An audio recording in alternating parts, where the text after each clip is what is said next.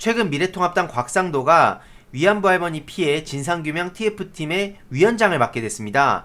이 소식을 접하고 정말 충격을 받았는데요. 지금 그들이 윤미향 정의연 전 이사장을 공격하고 있습니다. 물론 잘못한 게 있다면 당연히 비판을 해야 되지만 정말 중요한 것은 지금 이 기회를 틈타서 본인들이 마치 위안부 일본군 성노예제 피해자 할머니죠. 정확히 말하면 그 일본군 성노예제 피해자 할머니들을 언제부터 도왔는지, 그리고 언제부터 이렇게 신경을 썼는지에 대해서 정말 납득이 안 가시는 분들이 많이 계실 겁니다. 그래서 제가 지금 윤미향 당선자가 어떤 길을 걸어왔고, 그리고 지금 곽상도를 비롯해서 미래통합당 의원들이 왜 정말 뻔뻔한지에 대해서 아주 간략하게 요약해드리려고 합니다. 특히 그리고 끝까지 봐주시면 좋을 것 같은데요. 곽상도와의 이 지긋지긋한 악연이 시작되었다는 사실을 끝에 전해드리도록 하겠습니다. 귀하를 미래통합당 위안부 할머니 피해 진상규명 TF위원장에 임명함 해서 임명장을 최근 수여받았습니다.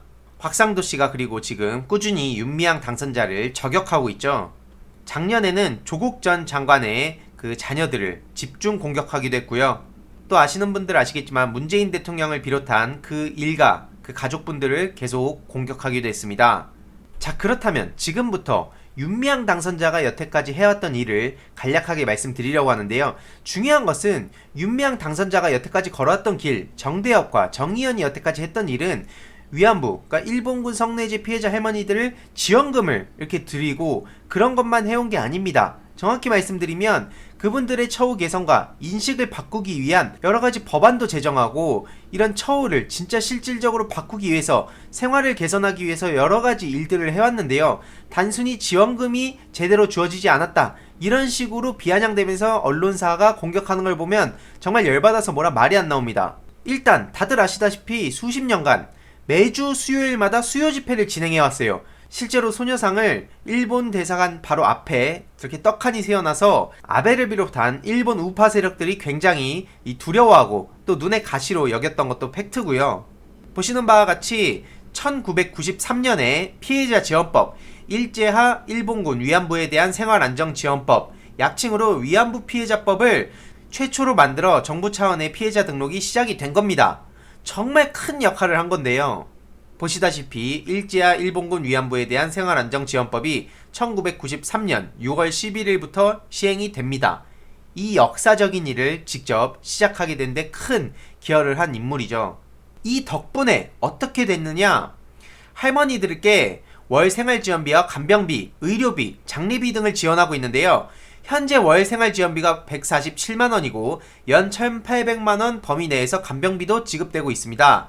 이외로도 생계급여, 의료급여, 기초노령연금 등 모두 지급이 되고 있고요. 이외로도 대구시는 위안부 피해자 할머니들께 월 100만원의 생활지원금을 지급하고 있습니다. 기초노령연금을 제외하고도 기본적으로 월 247만원의 생활지원금을 지급받고 있는 것이죠. 이것저것 합하면 월 287만원 정도 된다고 하는데, 물론 그분들께서 받았던 정신적 피해와 그리고 육체적 피해들을 다 종합해보면 이게 적다고 생각할 수도 있습니다. 하지만 그거는 앞으로 이 국회와 정부에서 차차 해결해가야 할 문제인 것이고요. 이게 뭔가 충족되지 않았다고 해서 이게 윤미향 당선자와 정의연, 정대협의 문제라고 볼 수 있습니까?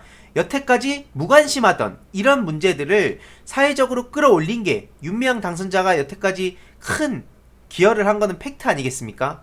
그럼에도 불구하고 이 모든 것들을 폄훼하는 그런 친일 매국 세력들의 지금 행보를 보면서 정말 분노를 금치 않을 수가 없는데요.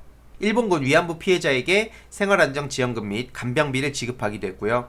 또 피해자 건강치료 및 맞춤형 지원도 됐고요. 기타 지원 사업들 이렇게 돼 있습니다.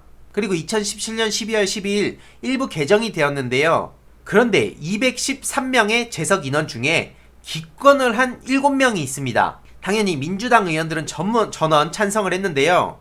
그 중에 한 명, 기권을 했던 7명 중에 한 명이 바로 곽상도입니다.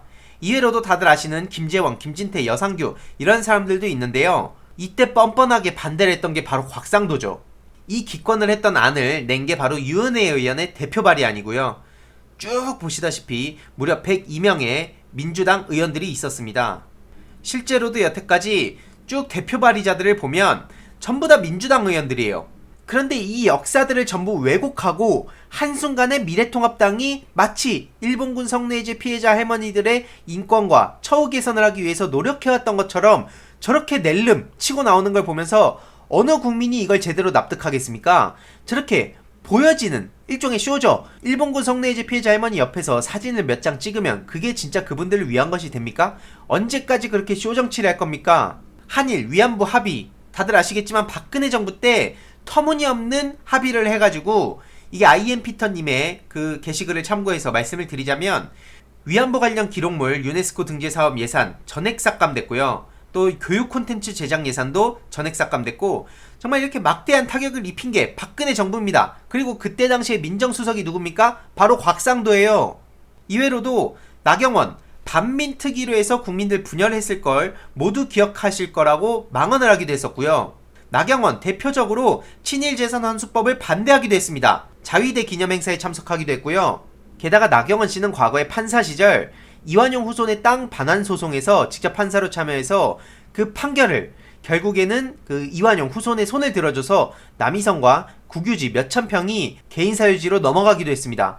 이런 역대급 친일 매국 행적을 벌여온 게 지금 나경원을 비롯해서 미래통합당의 의원들, 몇몇 의원들이 있는데요. 이런 상황에 저렇게 어떻게 뻔뻔하게 일본군 성노예제 피해자 할머니들을 위하는 척을 할 수 있을까요? 나경원 이외에도 뭐 박근혜, 김기춘, 김무성, 김문수, 남경필, 유승민, 이해운, 전여옥, 홍준표, 이런 사람들이 실제로 친일재산 환수법을 반대하기도 했었고요.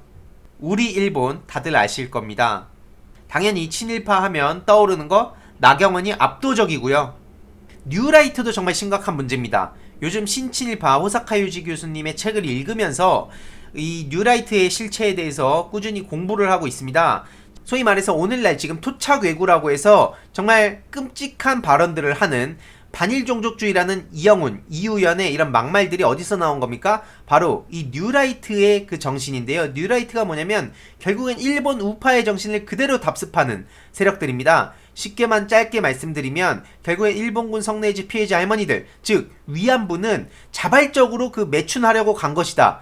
이런 막말을 일삼는 게 바로 그들입니다. 그래서 이들의 실체에 대해서도 차근차근 알기 쉽게, 그리고 제일 중요한 청년들과 청소년들이 이거를 정치적 정쟁이 아니라 진짜 이 친일 매국 세력들, 즉 대한민국의 뉴라이트의 세력들이 얼마나 막대한 해를 끼치고 있는지에 대해서도 쉽고 간략하게 설명을 할 필요가 있어서 이 내용도 추후에 아주 알기 쉽게 전해드릴 예정인데요. 결국엔 지금 토착외구의 행보를 대부분이 지금 뉴라이트에서 기반이 됐고, 거기에 대표적으로 이명박 씨와 박근혜 씨가 있었다. 그들이 대통령이 됐기 때문에 당연히 이런 역사를 다시 과거로 회귀시키는 데 역대급 똥볼을 찼다고 저는 생각을 합니다. 결국에 이렇게 보시다시피 아주 간략하게만 봤어도 곽상도와 윤미향, 이 두 사람이 비교가 됩니까? 이런 상황에 곽상도가 위안부 할머니 피해자 진상규명 TF위원장을 맡게 된 거에 과연 납득이 가시나요? 그리고 앞서서 말씀드렸듯이 곽상도의 악연이 시작된다고 말씀드렸던 것은요, 지금 곽상도한테 최근에 제가 알고 보니 고소를 당했습니다. 과거 신천지 농장 관련해서 콘텐츠를 만든 것으로 지금 고소를 당한 것으로 확인이 되는데요. 제가 이 곽상도 씨와의 싸움, 그리고 이외로도 이명박 그리고 미래통합당 측에서 이 신천지와 관련해서 뭐 저한테 선거법으로 고소 고발을 했는데요. 이 내용에 대해서는 추후에 제가 아예 자세히 내용을 좀 다룰 예정이고요. 생방송을 통해서요. 그리고 앞으로도 중요한 것은 절대 기죽지 않고 곽상도, 미래통합당, 이명박을 비롯해서 나경원, 윤석열까지 제가 끝까지 목소리 내고 싸우겠습니다. 중요한 것은 곽상도 씨, 제가 윤석열과 나경원에 대해서 집중적으로 그들을 다루고 있는데 이제는 바로 이 곽상도라는 사람에 대해서 집중적으로 다룰 필요가 있을 것 같습니다. 지금 윤미향 당선자를 비롯해서 여태까지 정말 조국, 문재인 대통령 이런 사람들한테 정말 입에 담을 수도 없는 소리들을 땡땡 해대고, 그래놓고 기자들이 뭐 물어보면 뭐가 문제죠? 이런 식으로 되게 떳떳한 행동을 보였었죠. 제가 당신의 모든 이야기들을 지금부터 제대로 다루도록 하겠습니다. 이 곽상도 씨도 여태까지 정말 막대한 재산이 불려났다는 이런 의혹들을 받고 있는데, 제가 이런 내용들 앞으로 꾸준히 다룰 예정이니까요. 이걸 보시는 분들도 주위에 이런 소식들 널리 알려주시고, 특히 곽상도 고소건에 대해서는 제가 조만간 생방송을 통해 더 자세히 공유 드리겠습니다. 절대 물러서지 않을 예정이니까요.